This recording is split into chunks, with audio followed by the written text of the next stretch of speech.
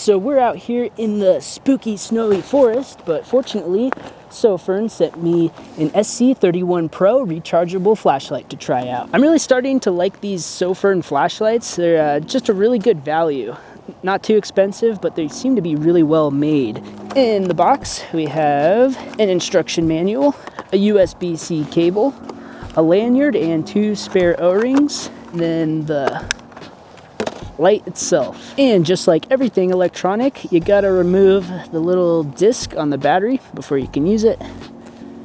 And it comes with a Sofirn branded 18650 lithium ion 3000 milliamp hour battery, and it doesn't say anywhere on the actual light, but the positive side goes towards the actual LED driver. This light has an SST40 LED driver for a max of 2000 lumens. It's got a 200 meter max distance. You can either get this in a 5000 or a 6500 Kelvin version. This happens to be the 6500, and right now it's the only one available on Amazon, but you can get the 5000 one on their website. Personally, I think I would prefer the 5000K version just because it's more of a natural looking light, and the 6500 is just a lot cooler. The body is made with a Aerospace 6061 grade aluminum alloy, and it's got a few cooling fins and a good amount of knurling for good grip. It's got a toughened mineral glass lens. It's got a nice sturdy metal pocket clip, but one thing I wish they would have done is milled out another section like that on the other side. That way you could choose which way you want it to go in your pocket, or you could have used it as a headlamp on a hat or something, because it's pretty light. But unfortunately at this time that's not going to be possible until they start milling another section out. It does fit in the pocket pretty well. It's not too bulky, and the tail sticks out just enough to be able to grab it quite easily. It's got a lighted side button only. It doesn't have a button on the tail cap or anything. However, you can actually get a magnetic tail cap in a diffuser, but that comes separately and doesn't come with the light for some reason. I wish they would have included it because it doesn't even cost that much. However, I guess not everyone wants that and would want it a little bit cheaper. And at this time, the magnetic tail cap and diffuser was not on Amazon Prime, so you'd have to wait quite a while to get it. It is USB-C rechargeable, and the port is just under this little waterproofing plug. It's super convenient. You can charge it at your house, in your car, or with one of these USB power banks. The light will be red and then turn green when it's fully charged. This is called the SC31 Pro for a reason. It's got Anduril, a user interface, which is basically the software that it uses. The instructions contain a rather confusing map on how to use all the functions, but I will walk you through it so you know what it all means. For the basic operation, you press once to turn it on, and you press again to turn it off. If you click it 4 times, it will go into lockout mode, and this is so it doesn't turn on accidentally in your backpack when you're transporting it and stuff. But in lockout mode, it does give you momentary moonlight mode if you hold the button down, which is actually kind of nice in case you just need some light really fast. To get it back out of lockout mode, just press 4 more times. When it's off, if you hold down the button, it'll go right to moonlight mode. And then press again to turn it off. When it's on or off, a double click will get you to turbo mode. And then another double click will take you to the saved brightness. When it's on, if you hold the button down, it'll ramp the brightness, and it will actually go to full turbo or back down to moonlight mode. And then if you let go and hold it down, it goes the other way, even if you're in the middle. And then once you turn it off and then turn it back on, it'll actually remember your last brightness unless you use the shortcut to moonlight or turbo. So that's just the really basic operation, but this thing can be as simple or complicated as you want it to be. I have honestly never seen a flashlight with so many features as this thing has. It's almost like you become a computer programmer with just one single button. When it's on, 3 clicks will get you to stepped mode instead of ramped mode. It's very similar, but instead of a smooth transition, it jumps to the next brightness, and it goes all the way to turbo, and then again all the way to moonlight mode. And then another 3 clicks goes back to just regular ramp mode. I personally like ramped mode the best, and it's the reason I love these little Sofirn flashlights. So the next feature is called momentary mode, and when it's off, you click 5 times in a row. So in this mode, it will only be on when you hold the button down, and it also remembers your last brightness you had it on. This feature is for people who want to use Morse code. If you want to talk to your buddies about a mile away, you could probably do that. And unfortunately, the only way you can get it out of this mode is to actually disconnect the battery. And it's kind of annoying that it's 5 clicks, so it's right next to lockout mode. So if you give it an extra click, you'll accidentally put it in momentary mode and you have to disconnect the battery, which is kind of annoying. But there it is, it works again. I think I would have liked it if they made it like 10 clicks or something. All right, the next crazy feature is called muggle mode, and you press it 6 times. 1, 2, 3, 4, 5, 6. And this just makes it super simple to use. And it only goes from 5 lumens to 240 lumens. And it only has fade, just the regular on or off. This is basically so you can just give it to someone who doesn't know a whole lot about flashlights, so it's easy to use for them, or if you give it to a child or something so they can't start a fire or blind themselves or something like that. And interestingly enough, even if you disconnect the battery, it still keeps that mode active. And then of course it's just 6 to go back. Now we're back to Pro mode, so we can use turbo. That is super bright. Okay, next for more crazy features, we have strobes and blinkies. And you access these both when the light is off. To get to the blinkies, you press fast 3 times.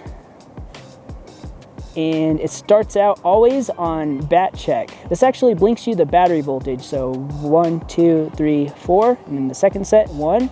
That's 4.1 volts. So to go to the next one, which is sunset, you just double click, and this just starts at a low level and then slowly dims down to moon for an hour, then shuts off. And I guess it's just for when you're going to bed, if you want some light, and just to have it automatically shut off after an hour. So that's kind of cool. Another double click gets you to beacon mode, and this just flashes every so many seconds in case you're trying to get a helicopter's attention or something like that. And you can actually configure how much time between each flash, but that's a bit above my pay grade.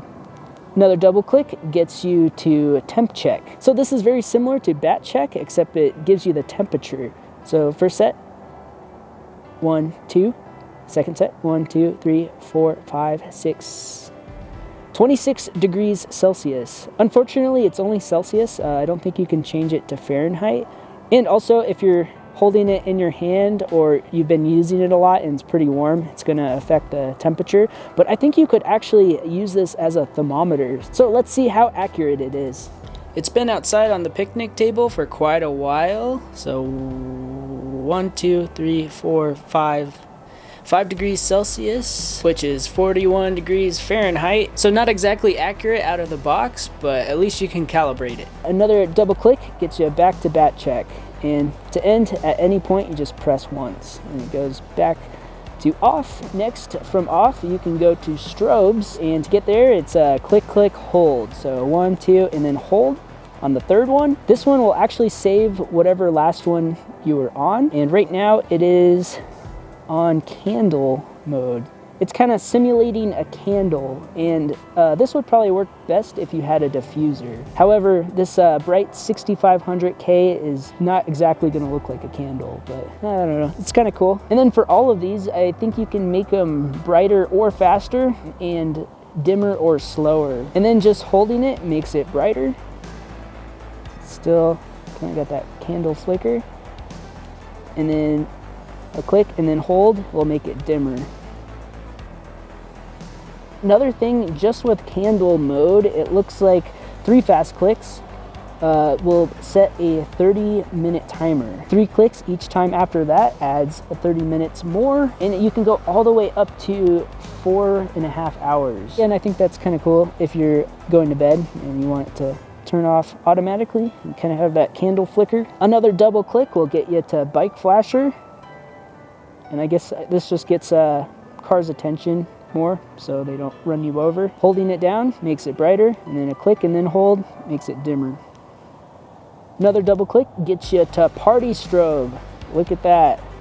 Party time in the forest. Holding it makes it faster. It's kind of hard to see with the rolling shutter. And then a click and hold makes it slower. Another double click gets you to tactical strobe. The instructions literally say can be used to irritate people, so that's great, but a hold makes it faster, and then a click and hold makes it slower. It does not appear you can change the brightness. All right, another double click gets you to lightning storm.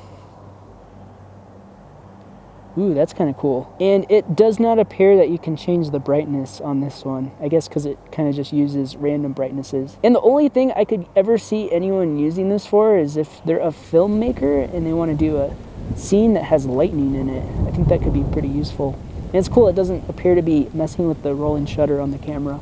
Also, another thing to mention is that when it's not in lockout mode, 1, 2, 3, 4, the button will stay illuminated pretty much constantly. And that's actually kind of cool because I found with these round lights, it's kind of hard to find the button in the dark sometimes.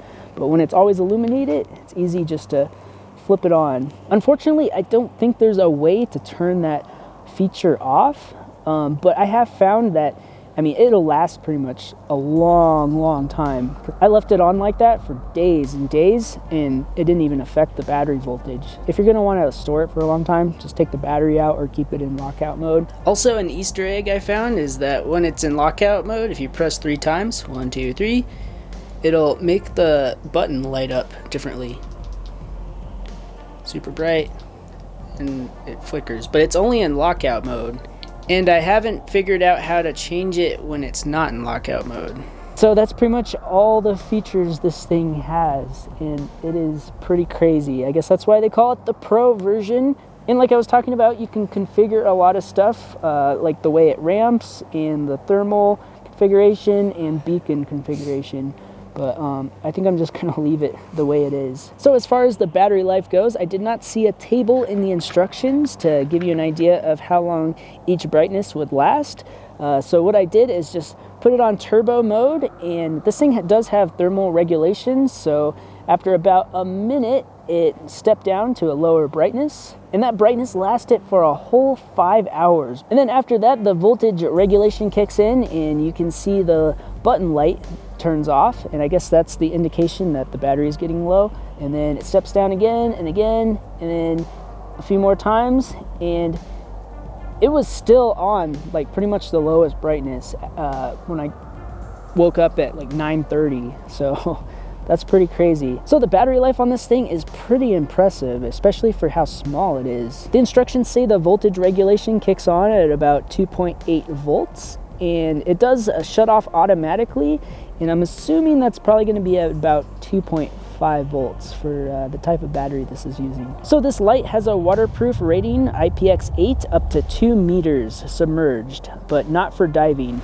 I did submerge it, and I didn't have any problems, and it didn't appear that any water got into the USB port. It seemed to work just fine when I left it running in the freezer, except when I took it out, the metal stuck to my fingers. For impact resistance, it's rated at 1 meter, and I didn't have any issues. So all in all, this is a really neat little pocket flashlight with an absurd amount of features. This is definitely going to be for someone who loves flashlights and likes to tinker with things, but it can also be pretty simple if you want it to be. It's definitely very bright for its size, and I think it would make a great everyday carry light. They also came out with a new light. It's called the SC31 Pro, and it's got 8,000 lumens, but it's quite a bit bigger. So if you guys want to see a review on that one as well, be sure to let me know down in the comments. But anyways, guys, thanks for watching, and I will see you next time. Peace out.